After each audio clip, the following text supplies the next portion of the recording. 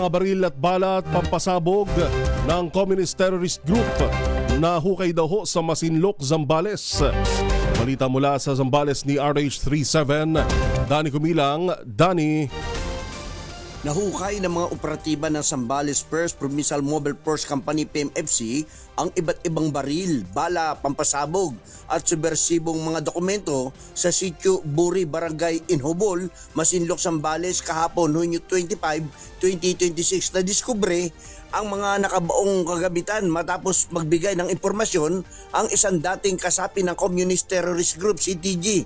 Kabilang sa mga na-recover ang 2 improvised shotgun, mahigit 100 piraso ng iba't ibang uri ng bala, mga magazine, rifle, grenade, detonator at iba pang kagamitang militar. Ayon dito kay Zambales Provincial Director Colonel Benjamin Ariola, malaking tulong ang impormasyong ibinahagi ng dating rebelde upang maiwasang magamit ang mga armas at pampasabog sa mga illegal na aktibidad. Kasalukuyang nasa kustodiya na ng mga otoridad ang mga nasabing ebidensya para sa kaukulang dokumentasyon at investigasyon.